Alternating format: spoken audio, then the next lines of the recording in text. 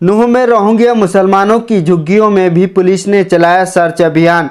आपको बता दें कि सात समुंदर पार बर्मा में हालात अच्छे नहीं होने के बाद भारत में करीब 10 साल पहले शरण लेने वाले रोहिंग्याओं की झुग्गी में भी हरियाणा पुलिस ने ताबड़तोड़ सर्च अभियान चलाया। सर्च अभियान के दौरान पुलिस ने तकरीबन 30 वाहनों को कब्जे में लिया, जिनकी जांच की जा रही है। पुलिस कप्तान वरुण सिंगला ने पत्रकार वार्ता में कहा कि समय समय पर रोहिंग्याओं की झुग्गी में भी पुलिस द्वारा सर्च अभियान चलाया जाता है। उन्होंने कहा कि इसका मकसद ये है कि देश विरोधी गतिविधियों में शामिल कोई व्यक्ति यहां आकर छुपा तो नहीं है। इसी को चेक करने के लिए पुलिस ने अभियान चलाया। इसी दौरान 30 संदिग्ध वाहनों को कब्जे में लिया है। इनमें 11 जुगाड़ से बनाई गई रेहड़ी में रिक्शा शामिल है। इसके अलावा 17 बाइक पुलिस ने बरामद किए हैं। पुलिस कप्तान वरुण सिंगला ने कहा कि रोहिंग्या मुसलमानों के पास इन वाहनों के दस्तावेज नहीं थे। जब वे दस्तावेज नहीं दिखा पाए तो पुलिस ने इन्हें अपने कब्जे में ले लिया। एसपी ने कहा कि अगर किसी वाहन का कोई रोहिंग्या दस्तावेज लेकर पुलिस विभाग के पास आएगा और दस्तावेज सही पाए गए तो उसे छोड़ दिया जाएगा, अन्यथा इनके खिलाफ सख्त कार्रवाई अमल में लाई जाएगी।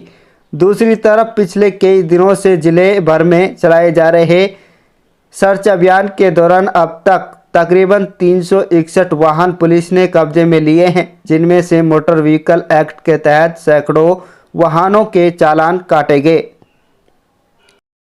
गया है। देखिए, ये अभियान का मकसद क्या है? ये सर्च अभियान समय समय पर चलते रहते हैं। इसमें इसका सिर्फ हमारा उद्देश्य ये रहता है कि कोई भी ऐसा व्यक्ति जो देश विरोधी एक्टिविटीज़ में लगा हुआ हो वो रोहिंग्या के रूप में आकर और यहाँ छिपने का प्रयास ना करे। तो इसीलिए हमारे पास जितने भी रोहिंग्यास हैं उनका एक डेटा हमारे पास ऑलरेडी रेडी है। तो हम उस डेटा से चेक करने के लिए कि वही व्यक्ति हैं या कोई अन्य व्यक्ति आके यहाँ पर उनकी आड़ में छिप रहा है, वो चेक करने के लिए हमने किया था। उसके साथ साथ अगर कोई भी वाहन हमें संदिग्ध वाहन वहाँ दिखा है तो हमने उसको जांच पड़ताल के लिए लिया है। तो सर देखिए, ऐसा है कि इसमें हमारी तरफ से सारा ऑनलाइन सिस्टम है। अगर मोटर व्हीकल का भी कोई चालान हो रहा है तो उसमें जो डॉक्यूमेंट्स की कमी है या जो कमियां हैं उसके तहत वो चालान किए जा रहे हैं। अगर जो डॉक्यूमेंट्स संबंधित के पास अवेलेबल हैं वो डॉक्यूमेंट्स को दिखाएंगे तो वो चालान की अमाउंट उतनी कम हो जाएगी। और अगर बिना डॉक्यूमेंट्स के कोई व्हीकल है तो जो भी धाराओं के तहत फ़ाइन बनता है वो उसकी फ़ाइन की भरपाई करनी पड़ेगी। देखिए, जो रिपोर्ट आई है मेरे पास अभी तक, उसके तहत अभी तक हमने आज के सर्च ऑपरेशन में 30 व्हीकल्स हमें बरामद हुए हैं, जिसमें से 11 तो जुगाड़ के जो रेडी रिक्शा होते हैं वो वाले व्हीकल हुए हैं, 2 स्कूटी हैं, 17 मोटरसाइकिल हैं। इनको संदेह के रूप में और डॉक्यूमेंट्स अवेलेबल ना होने की वजह से पकड़ा गया है।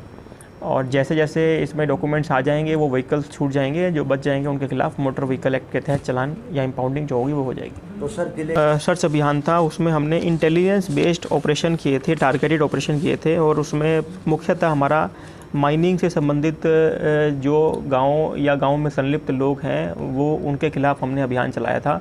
उसके अलावा हमारे रेडार पे अन्य अभियुक्त भी थे जो या तो पीओ या बेल जब्बर थे या अन्य मुकदमों में वंचित थे।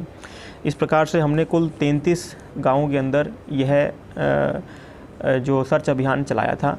और इसके अंदर हमने कोशिश की है कि किसी को भी कोई इनकन्वीनियंस ना हो। जो व्यक्ति जायज़ और लीगल काम कर रहे हैं उनको किसी प्रकार की इनकन्वीनियंस ना हो।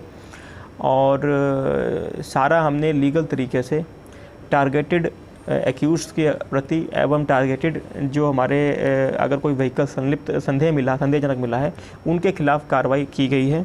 कुल 361 व्हीकल हमारे इसके अंदर अभी तक इम्पाउंड हुए हैं या सीज हुए हैं, जिसमें से मुख्यतः मोटर व्हीकल एक्ट की जो अवहेलना कर रहे हैं उसके अंदर हमारे 268 व्हीकल्स हुए हैं। जो माइनिंग की बात करें हम तो अवैध माइनिंग से संबंधित हमारे 61 व्हीकल्स पाए गए हैं। और 29 व्हीकल्स हमारे स्टोलन व्हीकल्स 102 CRPC की कार्रवाई के अंदर कार्रवाई की गई है। इनके संबंधित FIRs निकालने की प्रयास कर रहे हैं कि ये कहाँ से चोरीशुदा थे और उसके हिसाब से कार्रवाई आगे की जाएगी। और 3 इसके अंदर हमारे मुकदमे दर्ज हुए हैं।